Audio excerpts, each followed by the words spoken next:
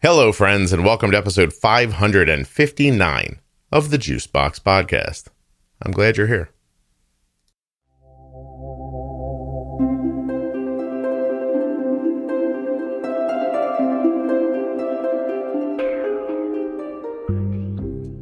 Today, we're going to be talking with a type 1 who's in her mid-20s who loves to camp. Also, there's a lot of great stories in here. So it's about camping. Ish. I mean, you guys know the podcast at this point. If you think this is an hour about camping, you've got the wrong show. But there's some camping stories and some ideas about camping. It's not a how-to about camping with diabetes. I honestly don't know how to make an hour-long entertaining podcast about a how-to about anything. So I found you some L.V.H. And she loves to camp. And she's got type 1. And she's going to tell you about how she was diagnosed and how she went camping. It's going to be terrific. Don't make me explain it to you here.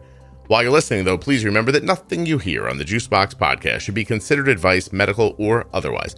Always consult a physician before making any changes to your healthcare plan or becoming bold with insulin. Just a reminder, go take that survey.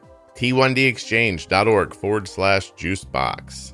Trying to get to 2,000 surveys before the end of Diabetes Awareness Month.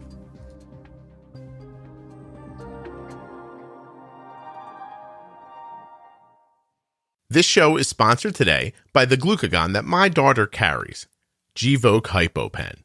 Find out more at gvokeglucagon.com/juicebox. The podcast is also sponsored today by TrialNet. TrialNet offers free type 1 diabetes risk screening and much more. Go find out about it at trialnet.org/juicebox. When the webpage asks you how you found out about TrialNet, make sure you say Juicebox Podcast.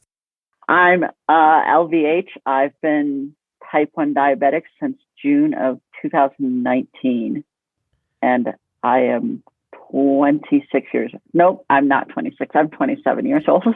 I don't care how old you are. You have a moniker? How does that happen? Don't tell me your name. Yeah, I know it's your initials, but like, how does that come to pass? Like, how does somebody decide they're going to call you by your initials? I probably because I'm a twin, so it just became L.V.H. and A.V.H. just to make things easier. Oh, that's cool. And I played sports my entire life, so it was a quick nickname to yell on the field. Nice. I love that. I was like, no one's ever like looked at me and been like SB, right? Because I would think Yeah. I think I would find that cool. So this has been your whole life. Pretty much, yeah. Like I've had a couple nicknames. Another nickname would be Vaughn, even though that has nothing to do with my last name. But someone on my lacrosse team thought that the first part of my last name was Vaughn. So they started calling me Vaughn. And then I was like, it's Van. And then that just stuck. Yeah. So. Well, in the real world, LVH stands for left ventricular hypertrophy. Which is yeah, there we go. Medical term. Not nearly as fun as it being. Anyway, I love that. So I can call you LVH. Yeah, you can call me LVH. Right, I'm going to see if I can work that out. I'm going to do my best here. I've never called anybody by a moniker before. I'm excited. You're 27. Did you just turn 27? In July of 2020. Oh, so no. So no, I'm almost 28. I just, for the life of me, can't remember how old I am ever. I never can as well, and that's why I just thought other people have a grasp on their age, but you clearly don't either, which now makes me feel better. It's like, oh, that was yeah. She forgot that she was an age that she turned 8 months ago. That's fantastic. Yep. I've had it go both ways for me. I've mentioned it before on the podcast. I lived an entire year thinking I was a year older than I was, which was an amazing surprise on my birthday because I technically didn't age in my own mind. That's funny. Yeah, but then I made up for it later by believing that I was younger than I should have. I don't know how that happened twice to me in one lifetime, but my wife said to me at one point, she goes, "For the last couple of months, I've been hearing you say how old you are and you're wrong, and I haven't said anything, wondering what would happen." It's like, is that how bored you are? Like, these are the psychological mind games that are being played? Anyway, Tell me about how old were you when you were diagnosed? I was 25 and I was less than a month away from turning 26. So that one I do remember. Oh, this hasn't been long. Oh, okay. Okay. Yeah. So I've only had type 1 diabetes for a year and a half plus some. No kidding. So this June will be 2 years. So you made it all through high school. It sounds like you played sports. Did you play sports in college? I did. Yeah. I played lacrosse in college. Okay. So you did that. All good. You're off in your life. Things feel like you're probably by 25, you're like, I'm going to be all right. Yeah. I had already lived in 2 cities, like besides the city I grew up in. Or I had just moved to a new city, I guess, and lived there for a year. And then called my parents from the hospital and was like, guess what? I have type 1 diabetes. LVH is T1D. Yeah. SOS ASAP. Yeah.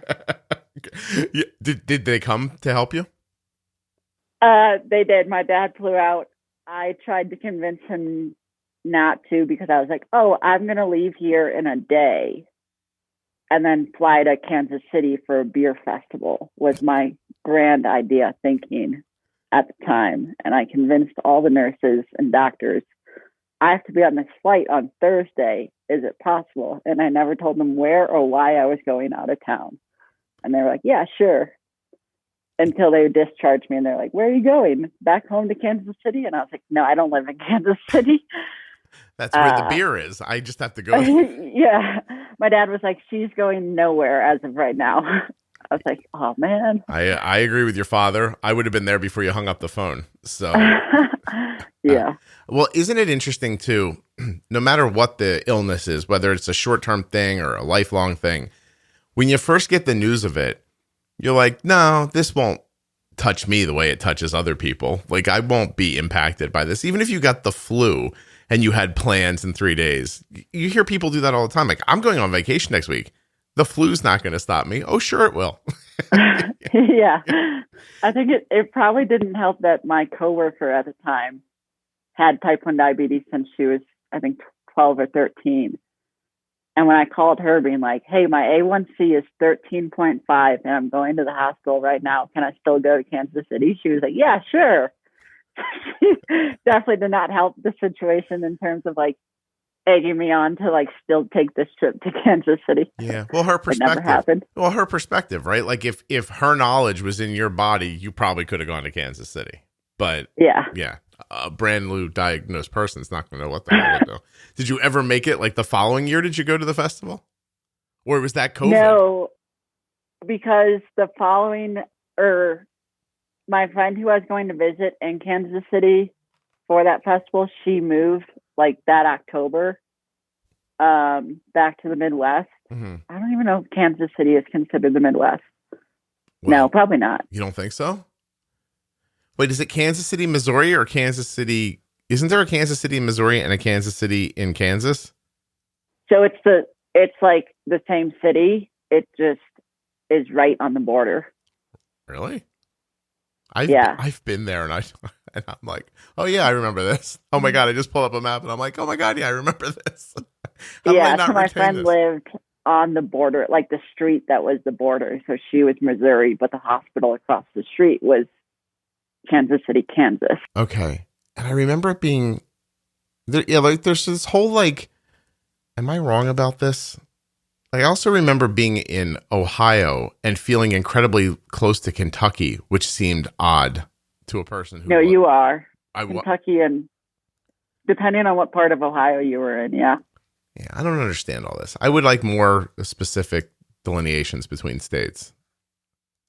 I don't want or not Cleveland, Cincinnati. It would be the closest big city to Kentucky because there's like 3 big cities.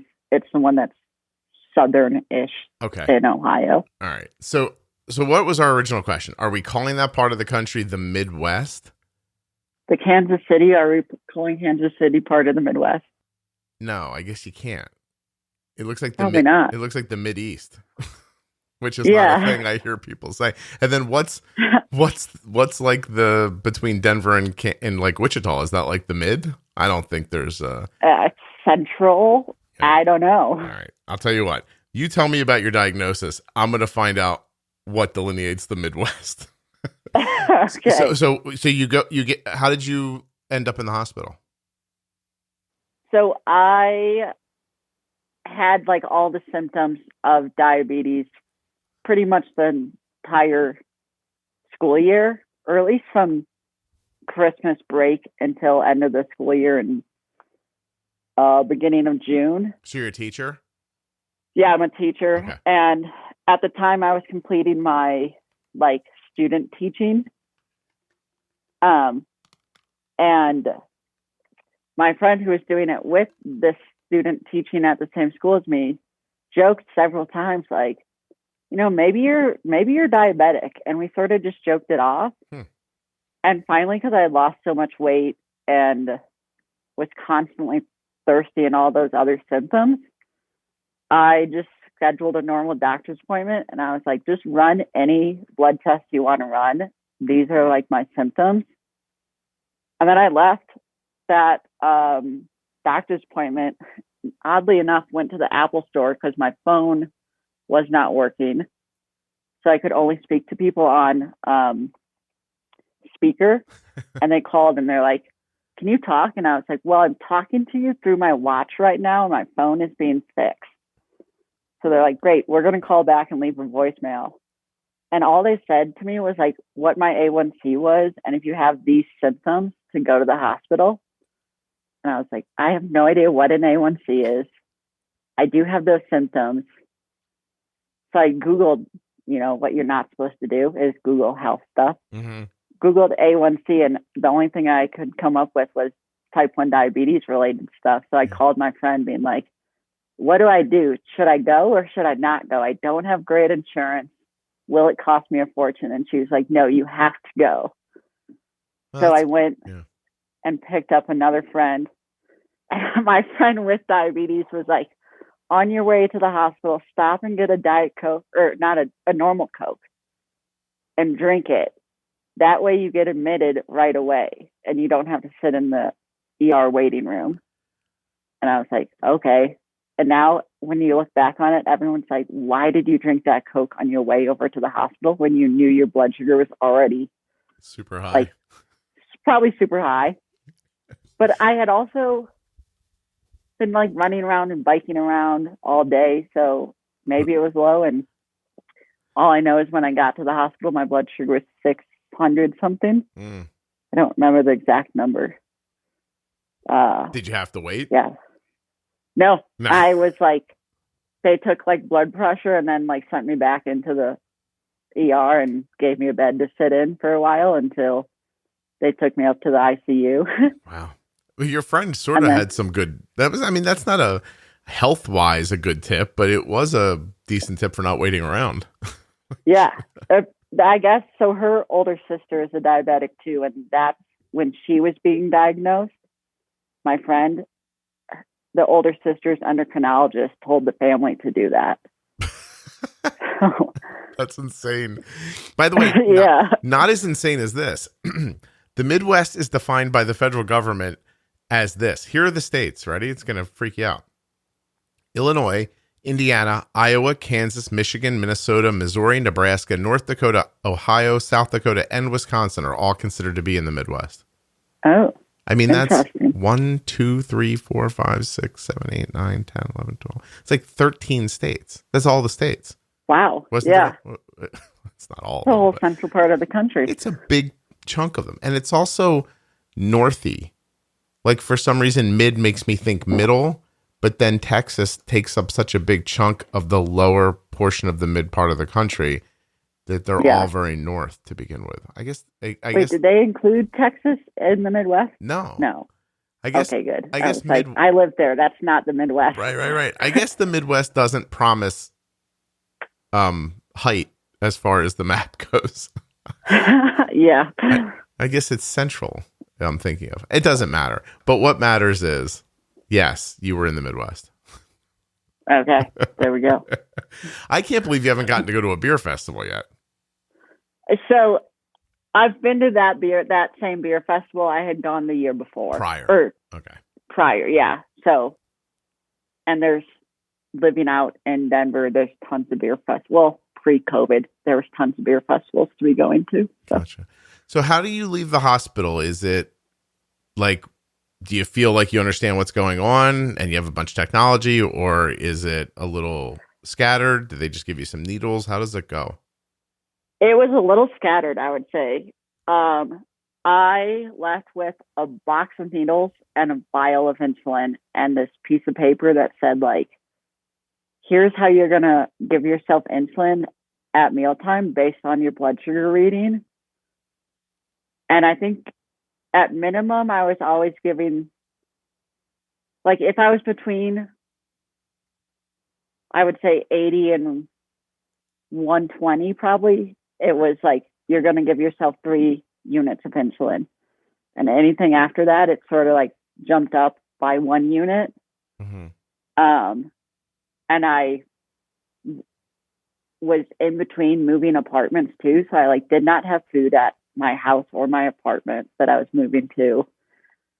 So my dad and I ate out almost every meal, like for that first couple of weeks. And I just would walk around town with these like orange syringes and like pull them out at the like middle of the restaurant and be like, let me just give myself some insulin right now. I felt like so weird. Yeah. And then my friend was they didn't like the hospital I was at. They were like, oh, you can see our endocrinologist team in like 3 months. I was like, that seems ridiculous. So then I started calling around different places. They suggested another one. And I honestly am so thankful I ended up where I ended up with the endocrinologist, because I got put on the Dexcom like immediately, because my endocrinologist was like, oh, you're going to be living alone. You need some sort of glucose monitor that's not the finger pricking system. Okay.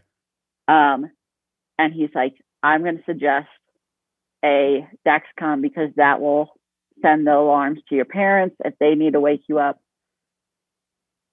or like a friend nearby if they need a call and wake you up. Yes. Up to 10 followers. Yes. I only have 2. Well, when we go getting to like the camping part, when I do go camping, my friends hook up to it. But when we're just in Denver, I'm not having them follow my blood sugar on a daily basis. Right.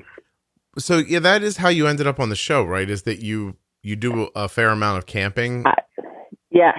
Okay. And that came up. God, that came up online, and a lot of people were interested in it. I have to admit, it's a space that misses me.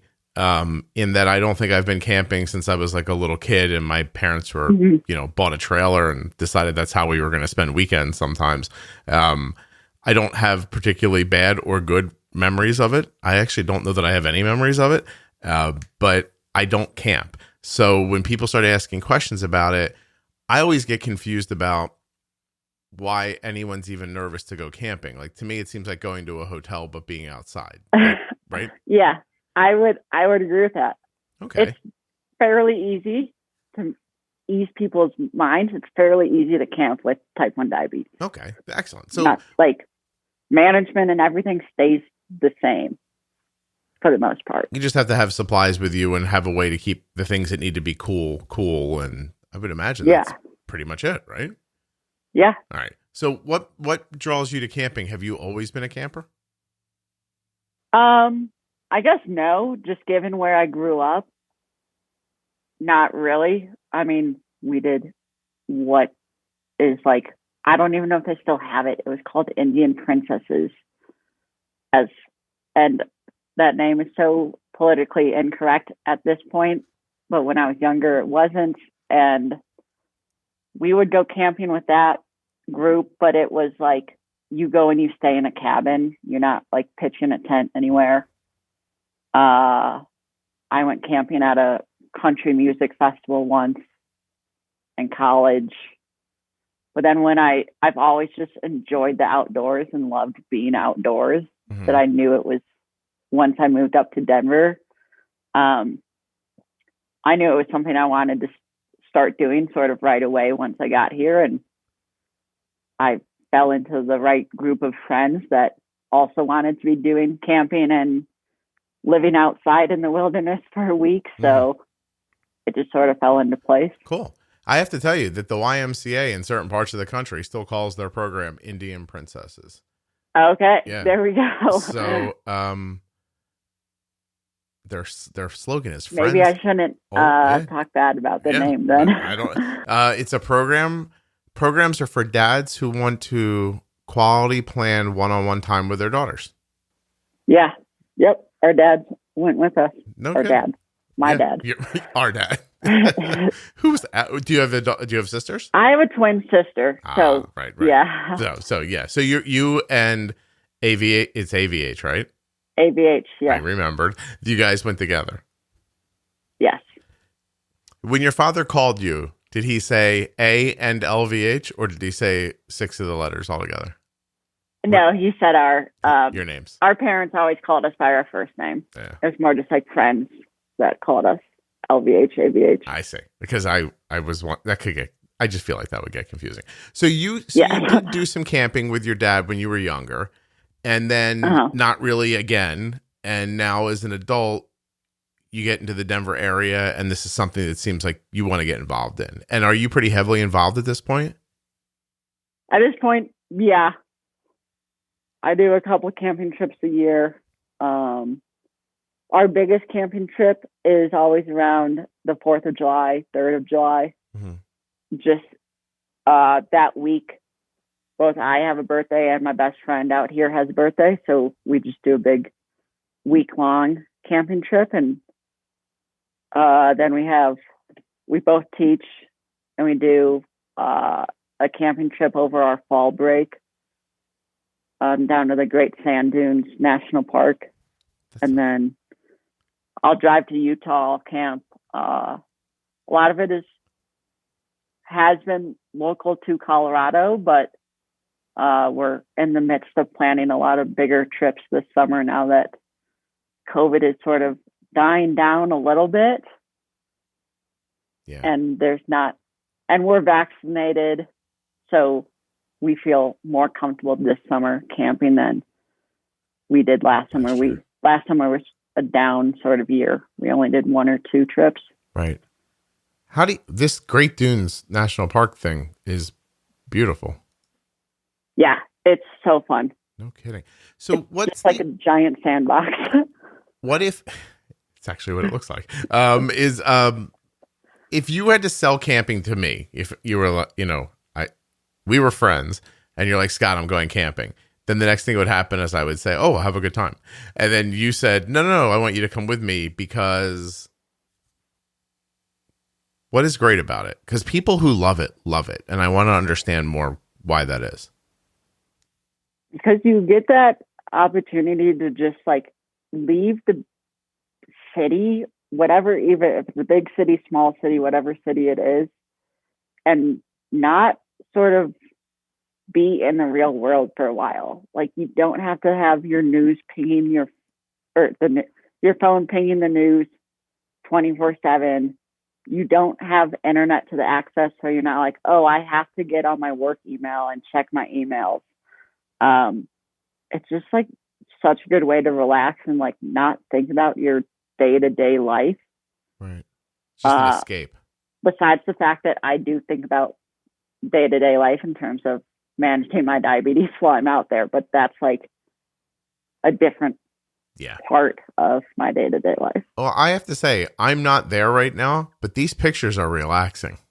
So I imagine being there must be incredibly soothing. So you just, from where you end up camping to wherever you park your car, do you hike a little bit to where you camp? Typically, no. Okay. I can, and I will get into that, but a lot of camping sites you can, if you're like, I'll call it car camping because you have your car right there. You're still sleeping in a tent, but like you don't have to worry about bear boxes and that. You just sort of hide your food in your trunk of your car. Okay. Overnight. So we do a lot, like at the Great Sand Dunes, we did that. The other smaller ones, that's what we've done. There are people surfing but at the you Great can Sand do Dunes. like backpacking, Okay. where you have like a bag full of stuff. Your tent is at the bottom of your backpack, and then you hike into You just go. where you're gonna pitch your tent. Yeah. But you more frequently you have access to your vehicle. Does that have anything to do with your diabetes, or just in general that's just where your comfort level is? Where my comfort level is and where the supplies I have. I'm still sort of working my way to like have all this fun camping gear that's necessary to do trips like backpacking and things like that. But right now I'm just sort of building the base of, I have my tent, I have like the stuff I need to cook, and I have my sleeping bag and pillow. And then from there, it's nice. Well, you might have sold me. Well, we'll see. So wait, but first, are there bears here at this Sand Dunes National Park thing? Yeah. Not in the national park, but our first year when we camped there, there was a bear sighting. So the camp host, who is like a forest, he works for the U.S. Forest Service. People. Yeah. Service. Thank you. No, there we go. sure. He will come around and say like, hey, there's been a bear sighting this week. We saw it Tuesday. We haven't seen it since. But at night, make sure all your food is packed up in your car or hidden. And they have most, depending on the campsite or type of campsite you go to, they will have like a bear box storage that you can use right there on your campsite. If it's one that you reserve, or I can pull up to any sort of national forest that allows camping, or just forest in general, and just pitch a tent wherever I want to. Mm-hmm. So there's all different types of camping and how you pick where you're going to stay and all that. If you bring me, I'm sleeping in the car with the food, just so you know. Okay. There's something about the thinness of a tent that would preclude me from laying in it outside. Yeah. Do you ever feel exposed? No. I think it's the equipment, right? I have, in terms of laying on the ground, like I have a sleeping pad. It's this thin pad that you roll it up when you're packing it, but then when you get to the campsite, all you have to do is like blow some air in it, mm-hmm. as if you're like blowing up a balloon or something. And then it's this nice pad that you get to sleep on. And so you don't feel the rocks or the ground too much. Gotcha. And then the tent, and this, because you're like tight in your sleeping bag, I feel like that keeps you, one, warm, but two, like nestled in a way, mm-hmm. where you're like, oh, I'm not like exposed to like everything going on around me. So what do you bring with you besides your personal comfort? Like, what do you bring with you for diabetes?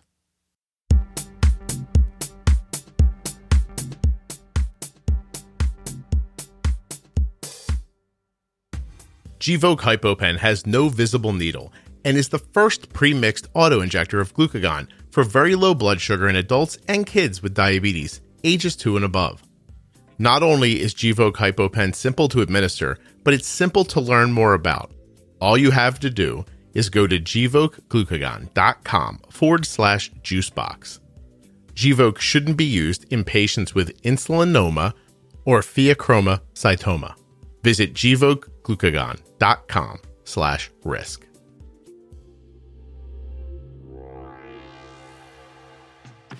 Did you know that T1D family members are at a 15 times greater risk to develop type 1 diabetes than the general population, T1d Risk Screening through TrialNet will detect if you are in the early stages of type 1 diabetes. Now, if you're identified as at risk, TrialNet will be there for you. If your screening results show that you are in early stages of type 1 diabetes, you may be eligible to join a prevention study that is testing the ways to slow or stop the disease progression. TrialNet also has ongoing monitoring by top T1D researchers. And if you develop type 1 diabetes, being monitored in a clinical research study like TrialNet decreases your chances of DKA from 30% to 3%. On top of all that, a future with type 1 diabetes begins with you, because research can only advance with participants. So this is something that'll help you and help everyone. Oh, and by the way, it's completely free to you.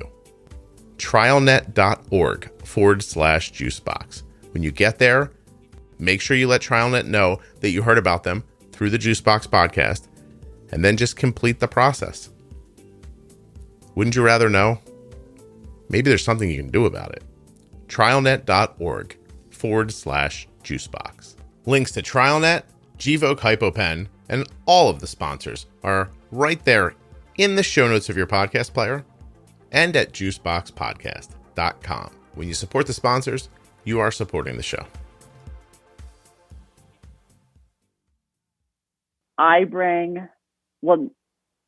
The first time I went camping, I brought insulin pens and just the pen caps that go with it. And this was probably bad, I don't think I brought extra insulin. I think I just brought like the pen that I happened to be using, both the Lantus and Humalog one at the time, and was like, well, I won't run out because I don't know how to use this in general. But that was less than a month into being diagnosed, was that first camping trip. And then since then, the first time we went to Great Sand Dunes was the day after I got my T-Slim.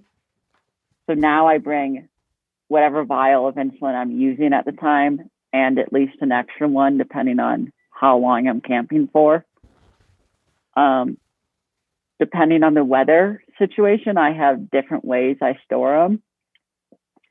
What I bring, Smarties is what I use as a low snack. So my hiking backpack always just has a bag of Smarties in it.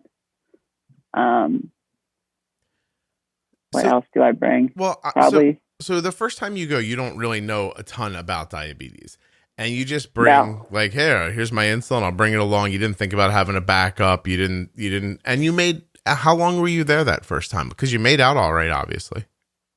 We were there for about a week, 5 days.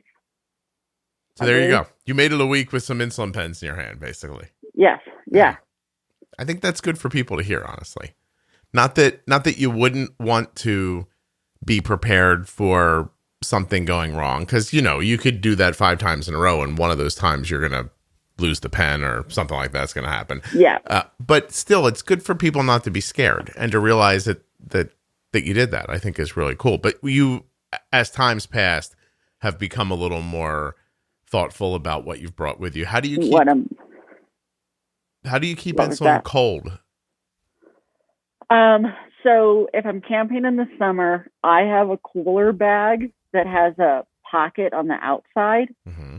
So to keep it cold during the day, we always make sure that bag is somewhere in the shade, but not in the trunk of the car, because the trunk heats up faster. Yeah. And then I put the insulin on the outside of that bag. That way it's not in the ice water, because the ice melts, so I call it ice water. That's what I do during the summer, like hot months.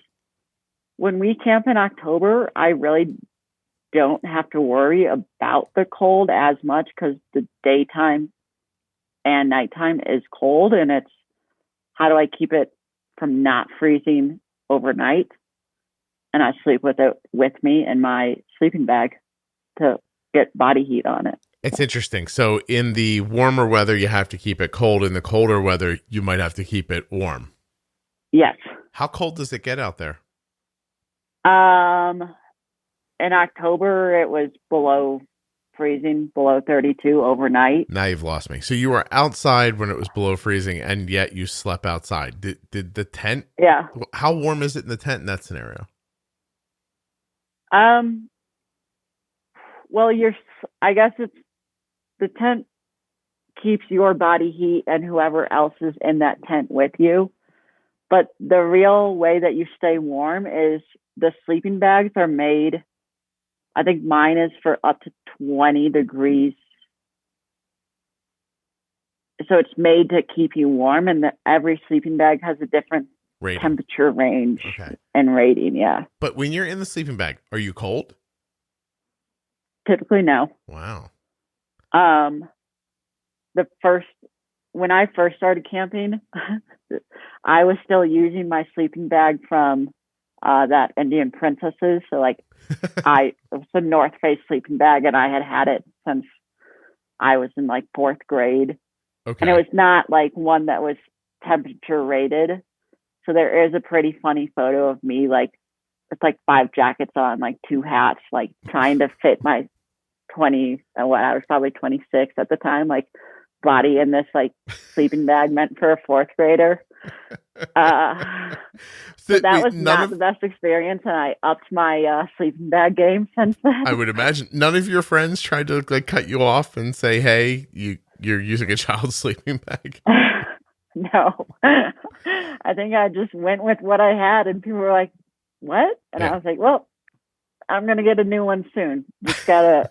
I think you need better friends. Yeah.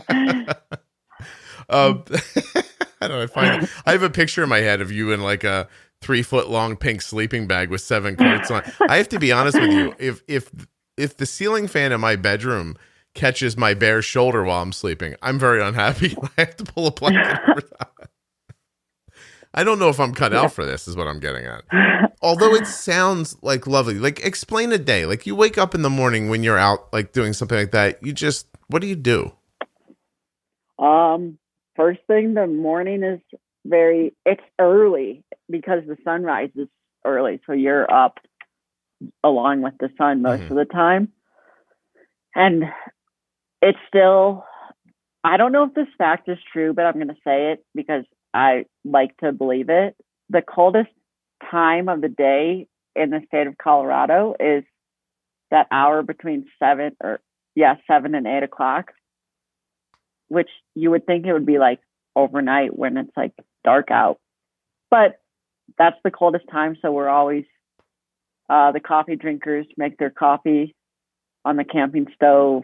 And then I heat up some water, drink some tea. We throw breakfast on the stove, which is typically eggs.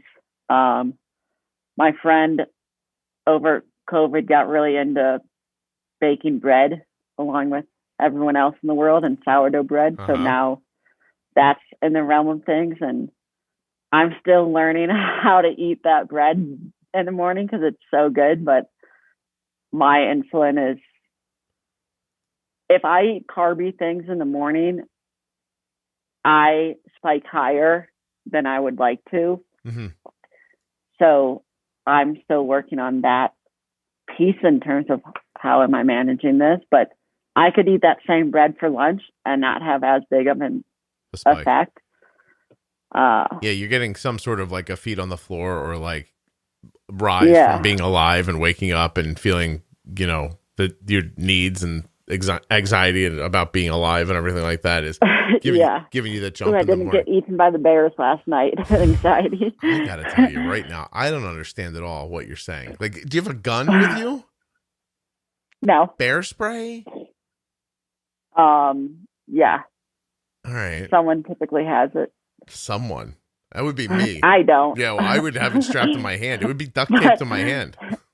It's in one of the cars that bags that we always in the car. Pack. Yeah. No. You put it in your hand with your thumb on the trigger and you duct tape yourself to it so that even if you wake up in the middle of the night, you're prepared to bear spray something. I might not be rugged, I think is what I'm thinking. No. I mean, a lot of the people I grew up with, when they come out to visit, they're like, we can do like outdoor things, but we're not going to go camp with you, but we can stay in a cabin or something. I'm like, okay, that's fine. Yeah, even as long as we're doing something outdoors. Yeah. Now I did a cabin once, and there was a bear near the cabin, and I was like, we should leave right away. We should get out of here. We're in the bear's house. It doesn't like it. We have to go.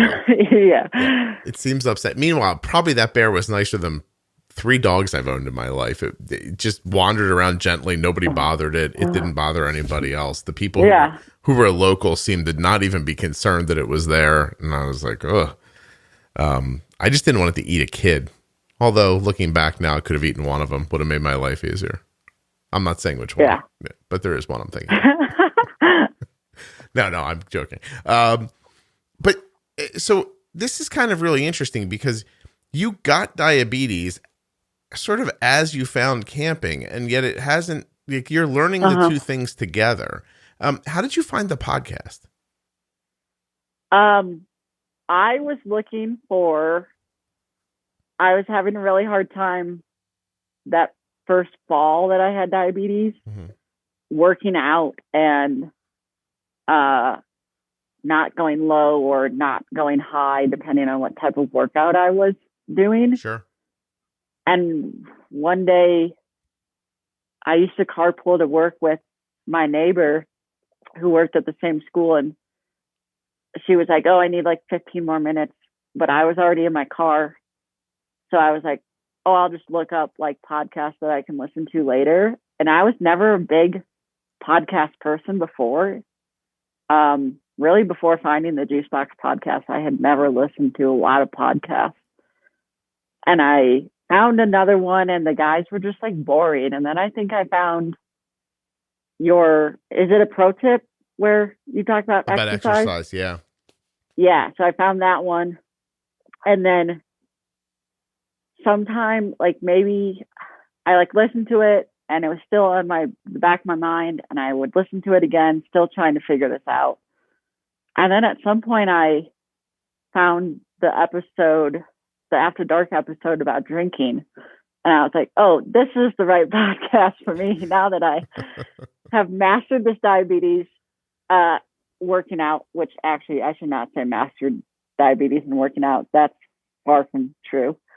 But I've grown with it. Mm-hmm. And then I was like, oh, I'm not the only diabetic drinking and like still trying to enjoy that part of what my life was before diabetes and things I enjoyed. So I was like, oh. And then from there, I just sort of started listening on my way to work or way home if I wasn't carpooling with the other teacher that lived like across the street from me. Yeah. And then it's just, when we went remote, I would listen during my lunch breaks. And Thank you. Do you know Maya's a mom now from the drinking edition of really? After Dark? Yeah. She was in episode 274, and that was the first After Dark that I ever did. And you know what? To tell you something that I've never said to anybody before, I'm a little bothered that I had to call them After Dark. That makes sense. Yeah, not bothered like I don't opine over it often, but there is just part of me that thinks that these are just topics that people who are alive deal with. And I hate that I have to like say like, oh, this might be a little too risque or sexy for you. Like, be careful. But in the end, I don't want anybody to trip into an episode, that's about psychedelics and not know it's I there. just listened to that one. Wasn't she great? She was. Yeah. But so they're branded that way so that I don't want people to get triggered and be upset that they heard something that's upsetting. I don't have a good perspective for that because I just love people's stories, and I don't care what their story is. I don't feel judgment about them. I feel like I'm reporting on it. Like I'm just trying to understand it.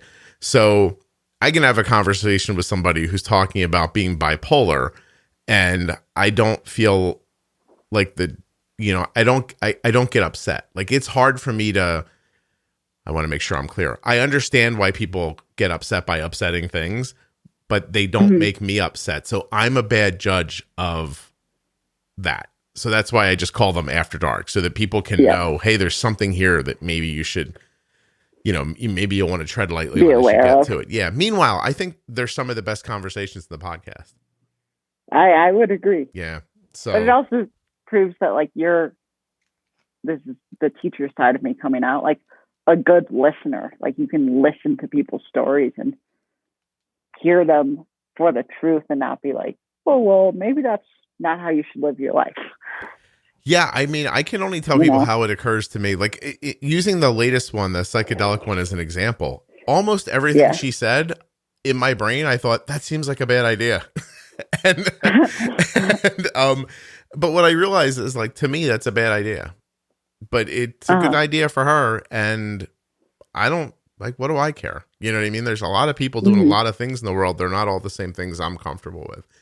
I'm glad you like them. I really am. I'm going to do more. I'm not going to shy away from it. I keep thinking there'll be an end to them, but there just isn't, and you really have to thank the people who are on the podcast, because, like episode 399 is about heroin addiction, and the person who was on and was that honest for hours about their life was, if I'm remembering correctly, the fourth person who's been addicted to heroin to contact me. The first three, for reasons that each one were very good, couldn't follow through with recording. Some of them were like legal reasons. Some of them, one person thought they'd be put back in jail if they said some of the things they were going to say.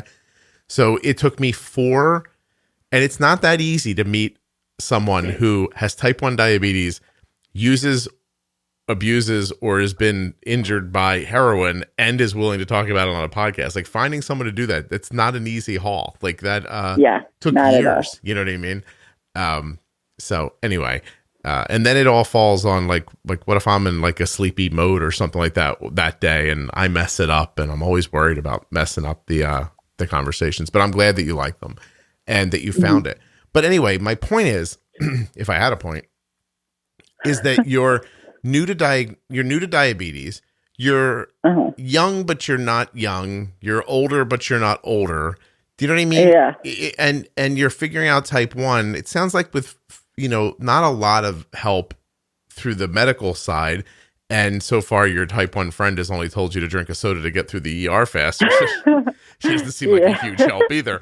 No offense. And so you're kind of figuring this out by yourself, and at the same time, not limiting what a mid-20s LVH wants to do. You know what I mean? Yeah. That's brave. Exactly. Do you know it's brave, or does it not feel like that while you're doing it? I don't think it feels like that while I'm doing it.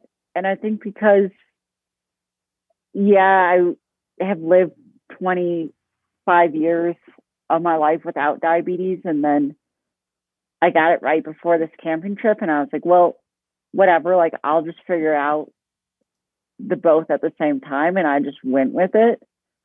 And I think if I hadn't just gone on that first camping trip after being diagnosed, I don't think I would have continued camping.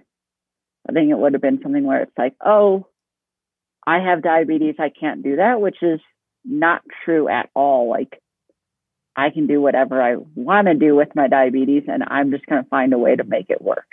So had you not tried this new thing before you started really understanding the diabetes, but before you really understood it? Like, I want to point out that when you're diagnosed, you know nothing. And then as you start gathering information, you still don't know anything. You're just scared because you hear more words and you have more things in your head that you think are going to happen. And then you figure it out as time goes on. So you were lucky enough to just go on that camping trip before you even knew that might not be a good idea. Yeah. Yeah. And because my dad was still out in Colorado with me at the time, up until like 2 days before this camping trip, his like one request from my family was like, you can go as long as you have the Dexcom. Like, he wasn't going to leave the state of Colorado until I had a Dexcom, and I wasn't allowed to go camping until I had a Dexcom, which, thinking back on it, is probably the smarter way to do things. And I'm thankful I had it because it gave me a little bit more sense of mind of like, oh, my blood sugar's not 300. Like I'm under 180 majority of my first trip, other than like randomly at night. But I found out that's because I didn't know how to dose for eating handfuls on handfuls of chips at once. And I didn't know what pre-bolusing was, but yeah. But you had that safeguard there. Yeah. Yeah. Which, by the way, was doing more for you than that tent would have if a bear came. And I also, fair point. Luckily, you obviously have come up against no diabetic bears because nothing's tried to take your insulin yet. Yeah, they have not. Can you imagine? Imagine if a bear just came up to you and took your pen and left. It was like, probably smelled it and was like, nope, doesn't smell like something I want to have. I don't know. I'm thinking maybe the bear needs it. Do bears get diabetes? All right. I don't know. Well, we'll figure that out too. Well, so your father understood the gravity, at least, of a low blood sugar. That's the part that stuck to him during the time you were in the hospital, obviously. Yeah. And I think at my first endocrinologist appointment, I think my endocrinologist made it clear of like, you need to have some way to know while you're sleeping in your apartment alone or in camping world that your blood sugar is not low and you need to be woken up somehow. Yeah, good for him. Like, no, it's nice that he figured that out. And I like too that even though you're in your mid-20s, he's like, listen, I probably stopped telling you what to do a couple of years ago, but on this thing here, this is what I want, or you're not going outside like this. Yeah. That's cool. Good for, and do you and he still talk about the diabetes, or have you ever expanded on that? Me and my dad? Yeah. Yeah. Partially because he, this past November, sort of learned how to manage my pump a little bit for me in small pieces and just learn more about the pump because I had a liver surgery in the fall. So he came out for that and he's sort of been like my medical guy and comes out to Colorado when I have something medical going on. Mm-hmm. As much as my mom, this is just a side note, would have loved and wanted to be there for this surgery, but due to COVID and due to her own health, was not allowed to travel. Gotcha. And the reason he came out the first time instead of her was she had just left Colorado the day before I was diagnosed. So like she was out visiting, left. I went to the doctor's, called him later that night and was like, hey, I'm going up to the ICU. And I didn't even call them before I went to the hospital. I was like, we're just going to figure everything out. And then in the ER, I was like, oh, I should call my mom. And the nurse was like, no, there's really nothing to tell them right now. Like, wait until we at least take you up to the ICU. And then I'll explain why you're going to the ICU, because it's not that you're like going to die ICU, but like those are the nurses trained to run the insulin. Do you think there's two different sides of the ICU? The you're going to die side and the no, this is just really serious. But like, I wasn't like super sick. It was like, you just need this insulin and this is where you're going to get it. No kidding. Hey, do you know if you go to a browser and type do bears get, right? It's do bears get stung by bees, rabies, cold, up during hibernation, period. Somebody wants to know if a bear gets a period. But if you hit a space bar and then just the D, do bears get, what do you think the first return is? Diabetes. Diabetes. Do bears get diabetes? Then it's, do bears get drunk? Do bears get depressed? Do bears get drunk on honey? Do bears get drunk on dandelions? Do bears get drunk on honey? So real quick, I want to find out if bears get drunk on dandelions first. And then we're going to find out if they get diabetes. Can a bear get, what is this? There are many videos purporting that shows apple drunk bears. Here's a, well, that's not a dandelion. Why would someone think dandelion and then there be no returns on it? Even NPR has had an article, why fat grizzlies don't get diabetes like we do. Really? Do bears? August of 2014. What people Google is fascinating. Do bears get drunk on diarrhea? Why would someone Google that? Does alcohol cause loose stools? Well, yes, it does. But what's that got to do with bears? But this has gone down a strange rabbit hole very quickly. Oh my God. All right. But we do need to find out if bears get diabetes. Some bears can have their cake and eat it too. Grizzly bears become diabetic during hibernation and then recover when they awake. Well, that's interesting. I'm going to have to have a bear on one time and ask this question. There we go. I don't think that's going to work. How fat grizzly bears that are overweight avoid type 2 diabetes? That's really interesting. Okay, that is not why you're on, though. Because a bear, let me tell you this, L.V.H., and I'm being serious. Whether the bear has diabetes, doesn't have diabetes, has diarrhea, or doesn't, it'll rip you open like a sack of potatoes and kill you if it gets a hold of you. Yeah. And that's why I'm not going camping. I don't know. You have no fear of that whatsoever? I don't. But you're not the only one. There's so many people that are like, nope, there's animals and bears and things out there. I'm not going to go near it. Yeah. Snakes, by the way. Yeah. Eh? Well, we had a pet snake growing up. I don't care. That was in a fish tank. Right? True, yeah. Yeah. Yeah, it was in sort of some tank. The one time we cleaned its cage, I somehow let it out. And it slithered into the bathroom, but it went right to the bathtub. So what kind of snake was it? It was a gardener snake. Oh, that seems reasonable. It was my brother's pet. I'm just thinking, I don't want to wake up in the morning with a snake in my sleeping bag because it's like, oh, it's warm in here. We got to make sure you zip the tent up. I'm counting on a zipper to keep a snake away from me? I guess so, yeah. Do you burn a fire 24/7 when you're out camping and it's cooler? Yeah, well, yes. But it goes back to what type of campsite you're at, especially in Colorado because of forest fires. Okay. And during the summer, especially this past summer, you have to know what the fire band is before you build that fire. But most of the time, if you're at a campsite that you've reserved, they have like a fire. It's like a ring, and it has to be within there. And then, but if you're doing what they call dispersed camping, where you just pull up to anywhere and you just pull over and camp, then you probably can't be having that fire, depending on what the fire band is at the time. But this whole past summer, we were at the highest fire band because like Fort Collins was pretty much like engulfed in flames. Rocky Mountain National Park, I went there the last weekend before it closed down because the fire took part of it. So you just have to be careful.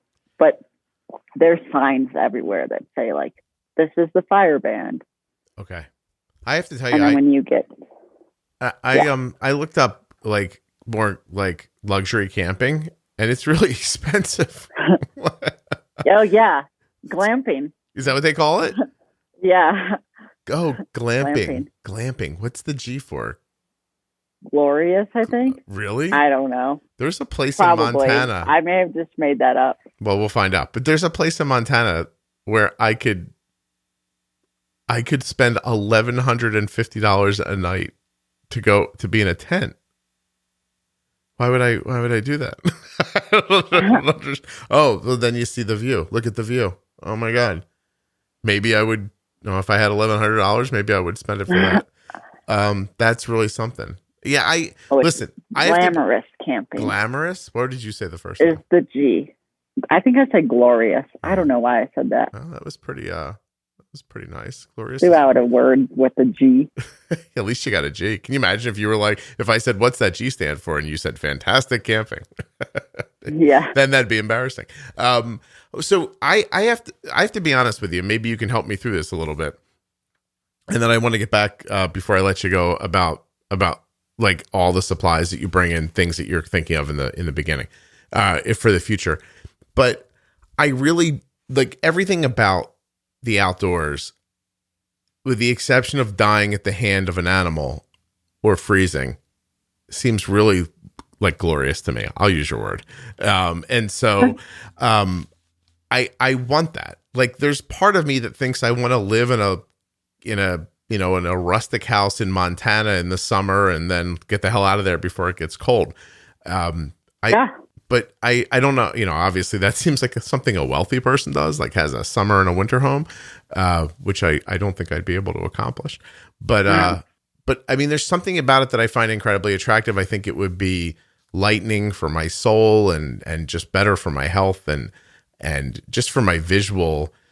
I saw myself on a video call this morning with someone and I realized I don't think my face has been in the sun in like a year. And I didn't recognize that I was getting pale even. You know what I mean? Like, I want to be outside. I don't want to die in the pursuit of it. And I don't want to be sticky from humidity. These are my goals.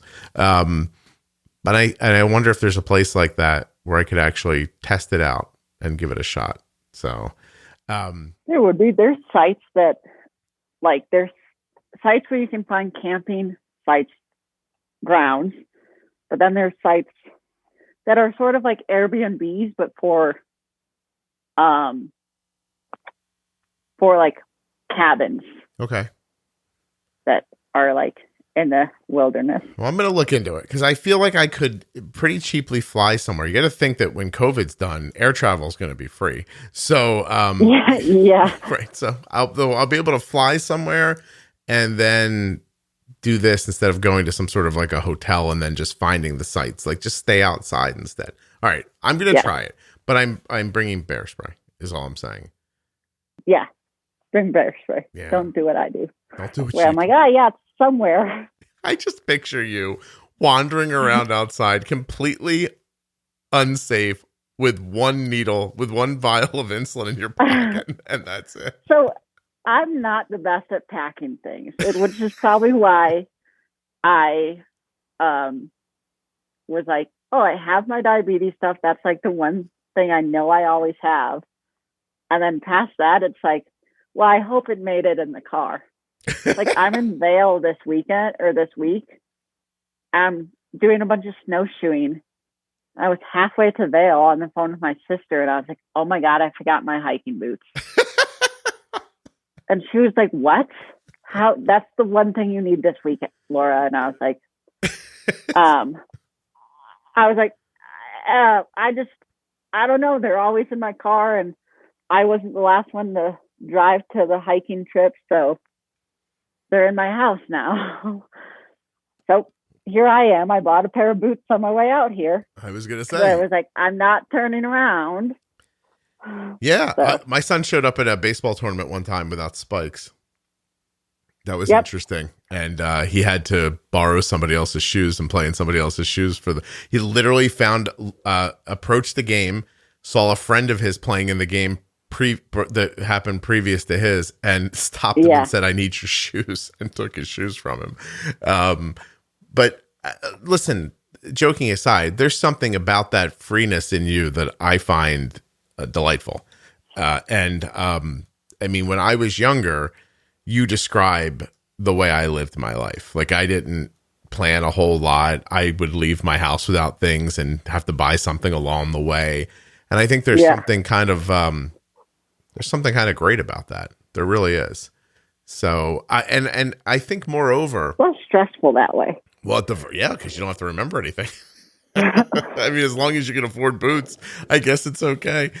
But so my bigger point is that when I see people online and they're like, we want to go camping, but my kid was just diagnosed. It feels like they want rules. Like they want someone to tell them, here's the diabetes camping checklist. Here's the diabetes basketball checklist. And I don't think any of that exists. And yet I want to have the conversation about it. Like, I didn't know what you were going to say today. I never met you before. I mean, you could have come on here and been an incredibly type A. I've got a list that tells me you could have a list of lists. I wouldn't have known who you were going to be when you got here, And instead we meet somebody who's recently diagnosed, who is embarking on new adventures.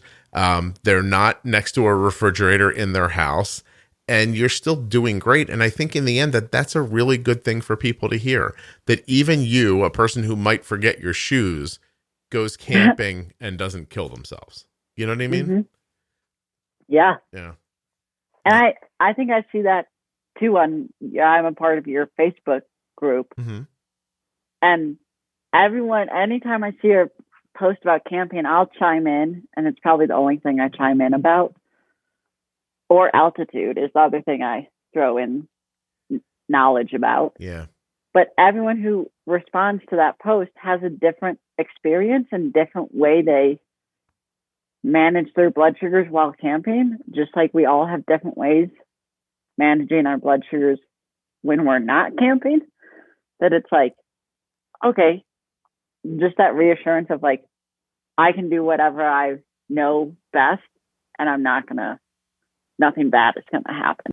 Yeah, that's what I appreciate about this conversation, really. And I'm thrilled that it went the way it did, because in my heart, that is how I feel about all this. I don't think that there's rules for every different kind of person that exists. But in the beginning, for a lot of people, it can really feel that way. Like, we're going to go on vacation. Tell me what to do. I always like the one with like, we're going to fly for the first time with an insulin pump. What do we have to do? And I always think like, well, what do you think other people with insulin pumps do? Like they go to the gate and they get somebody's attention and go, hey, wearing an insulin pump. And then they wand you and send you through. Like that doesn't need a podcast episode or a blog post or, you know what I mean? Like I get confused by the things that people think are content. Like if you step back from this podcast, you have to realize, like by now, if you're not listening, you have to like really pay attention that in the first 20 minutes of most conversations, I'm learning about people and getting them comfortable. You were kind of nervous, I could tell in the beginning of this, but I was. Yeah, but you've loosened up and I feel like I helped you get there, right? So there's that part of it. And then it's up to me to build a conversation after that. And that's kind of my job. But the podcast has never once been, here's a list. Or, every once in a while, there'll be a Facebook post that's so valuable that I'll actually add an extra podcast episode. And I'll be like, look, here it comes. In 20 minutes, I'm going to read to you all these people's responses around this one thing because it was so thoughtful. And, and I think the information's valuable for people. But in general, I want people to kind of understand that there's just no rules. Like you got to have your insulin and you need to take care of yourself. It doesn't matter if you're outside, in a tent, in your house, at school. It's what this is, right? Yep. Like it's going to be wherever you are going to be. Are there something, could I tell you how I keep insulin cold in the summer? I could, but you could figure it out like I did. I'm not the standard bearer for how to keep insulin cold in the summertime. I figured something out based on the stuff that was in my house. And it works fine, and so that's how we do it. That doesn't make it a rule. It just makes it what it is. You know what I mean? So I appreciate this a lot. Well, so how are you? Can I ask you I know I'm going to keep you a couple extra minutes. I hope you don't mind. That's all right. I do have to run off eventually to go. Couple minutes, I promise. To go, what am I doing? Cross-country skiing. Are you really doing that today? That's what I'm doing. Yeah, so it's the very first time. Good. See that? And forget that. Forget what I was going to ask you. How did you plan for cross-country skiing for the first time? So I'm in Vail because my brother and his girlfriend are out from the East Coast, and they had enough room for me to stay with them. And they're skiing all day, every day. And I've had 2 ACL surgeries, so I'm like, I'm not going to ski and tear another ACL. Mm-hmm. And everyone's like, you should cross-country ski. So I figured, hey, while I'm out here and they have these great like Nordic tracks where they groom the snow specifically for cross-country skiing, I'm like, that I'm going to do one thing that I invest in this break that's not snowshoeing because I know how to snowshoe. It's hiking with funny things on your feet. Mm-hmm. So I was like, I'm going to buy myself a group lesson on how to cross country skiing. That's great. The dog, I'm partially taking care of the dog while they ski, but they were like, nope, you go do cross country skiing. You do your podcast. We're going to put the dog in doggy daycare for the day. So episode 26 and 138 of the podcast are both with Chris Freeman. He was an Olympic cross country skier who has type 1 diabetes. Oh, I should listen to those. Yeah. I don't think I have. And I love the way Chris talks about managing type 1. He's very matter of fact and not mean. And so I've always enjoyed how he's talked about diabetes, but that's not the point. The point is you're going to go do something that's incredibly vigorous for the first time. You're not scared. What do you have with you? Nope. What do you got? A Dexcom insulin pen and a little bit of fast acting glucose? Got a Dexcom, a tandem pump, and some Smarties and a thing of water. God damn. I like you. All right. LVH, you rock. You're amazing. Would you share with me what you teach? You don't have to tell me where, but like what I subject? teach 7th grade math. Well, math, middle school math, I guess I'll say. Okay. The last couple of years have been 7th grade. Good for you. You like teaching? Yeah. Yeah. You look forward to getting back to the building? Yes, I am. I'm dying to get back to the building, but I joke that like I am a pretty good online teacher. I've like mastered that. Mm-hmm. I'll say I'm a mediocre in the building teacher, but just because my very first year teaching on my own was last year, where the last, like right when you're getting comfortable teaching, you're like, I got this classroom management stuff down and I now know what I'm doing. And now we're going to get COVID and send everyone remote. And you got to learn a And different I'm thing. like, well, at least I'm young and know technology well enough. So, yeah. The kids know you have diabetes? They do. I tell them partially because they see the Dexcom. I like to wear the Dexcom on my arm. Mm-hmm. So I told them right away, like, hey, I have diabetes. You'll see this. This is what it is. When I'm in the classroom, what I did last year was if I went low and had to have Smarties, they all got a Jolly Rancher just for fun. Nice. Listen, they're probably rooting for you to get low. Yeah, right. And one of my students this year, neither her or I are in the building, but she also has type 1 diabetes. And it's the one thing that we've been able to like connect on. Oh, that's and nice. right away, I was like, I have type 1 diabetes. And she messaged me individually and was like, me too. I was like, That's you sweet. probably had it longer than I have, but Yeah. you might know more than me. Yeah. How do you handle pizza? Yeah, really. Tell me this. Find out from a little kid, right? All right. Yeah. Well, I hope you have a great day. I really appreciate you taking the time to do this. Thank you for having me. No, you have a really wonderful spirit. I appreciate you adding it to the show. Thank you.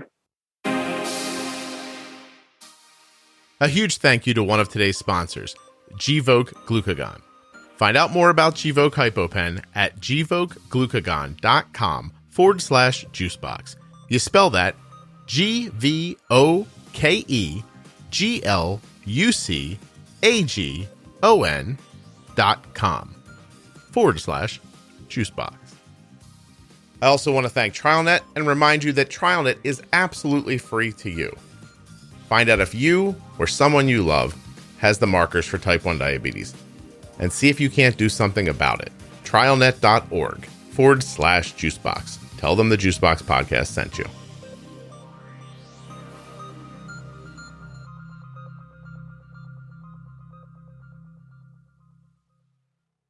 Oh, geez, I almost forgot. Thank you to L.V.H. for coming on the show. L.V.H., I love talking to you. I wish I had a moniker. I'd be SRB. It's not as good as L.V.H. What would your moniker be? I feel like this is like when I say, like, what's the name of the street you grew up on and the name of your first pet? That's your stripper name. Like, what would your moniker? I don't know. I'm having a stroke. Goodbye.